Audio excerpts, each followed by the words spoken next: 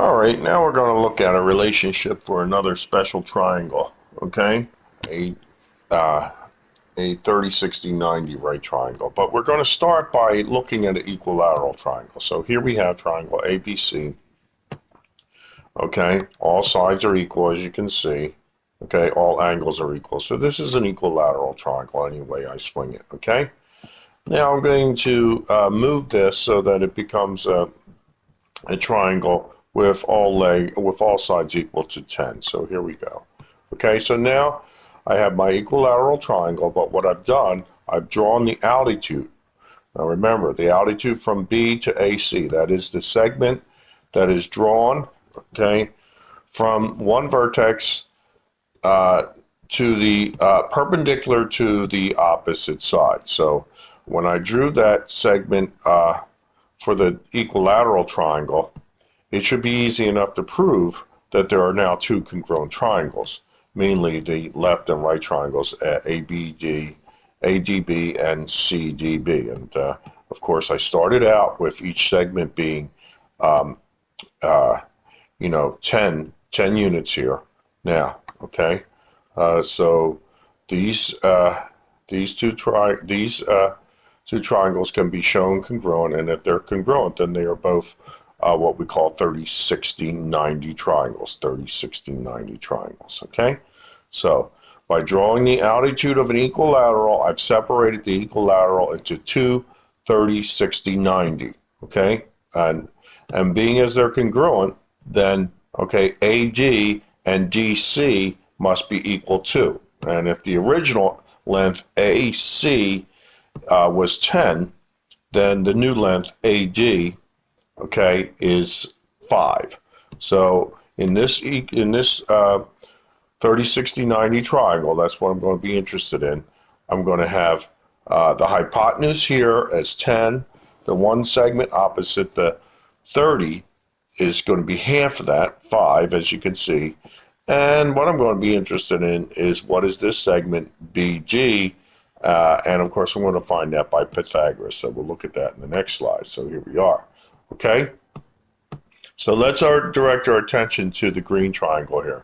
That's all we're interested in is this one 30, 60, 90 right triangle. Already we know two of the three sides. Two of the three sides are known. Pythagoras will tell us that we can always find the third side, okay? So applying Pythagorean theorem to the green triangle, triangle ABD, we have the hypotenuse squared, AB squared equals AD squared, the one side, plus the other side, BD squared, okay? Now we put in the lengths. We knew we started out with this as a equilateral, so this side was 10. We knew we drew the altitude and separated into two congruent triangles, and that gave this side AG is 5. So the other side BG, which we don't know, we're going to label as X for now. So putting in things, 10 squared is 100, 5 squared is 25, and now we're going to solve for X squared. So we're going to subtract 25 from 100, take the square root. We've got the X, this length BG, which is the X length now, is no longer unknown as the square root of 75, but of course we know that the square root of 75 can be broken down as square root of 25 and 3, and the square root of 25 is 3. So we now are having all three lengths of this 30, 60, 90 triangle.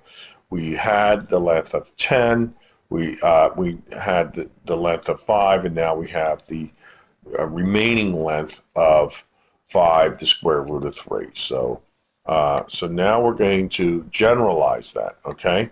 What we saw here, going backwards, is that we had the hypotenuse was 10, then we picked up the side opposite the 30, which was half of that. And then we picked up the side opposite the 60, which was 5, the root of 3.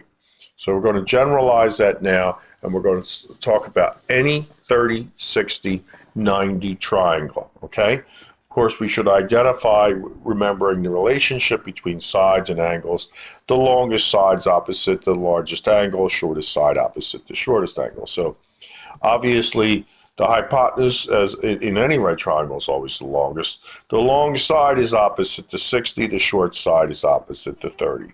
So if we return to here, we saw that the short side was 5 and the hypotenuse was twice that.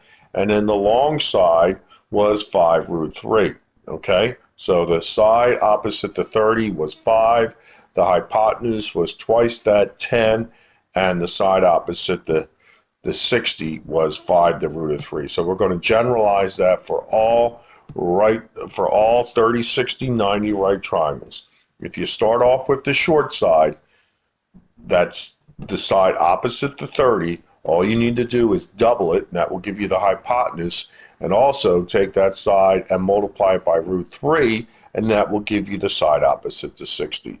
So with any 30, 60, 90 triangle, when the short side is given as P, the hypotenuse is twice that, 2P. The long side is P root 3. Remember this relationship, and you're good. So let's just say, okay, P is 12. 12, 24, 12 radical 3, you know. 18 is now P. 18, 36, 18 root 3. Let's go the other way. Let's say that AB now is 60. If AB is 60, then AD is 30, and BD would be 30 root 3. Okay? Do another one, okay? Let's say that AB is 100. Then AD, the short side would be half of that for 50, and then the long side, BD would be 50 the root of 3. So there it is. In any 30, 60, 90 triangle, that's the relationship right there. Okay? Short side given as P, hypotenuse is twice that, and the long side is the short side times the root of 3. Okay? And now we'll do a worksheet, and you can apply that to some problems.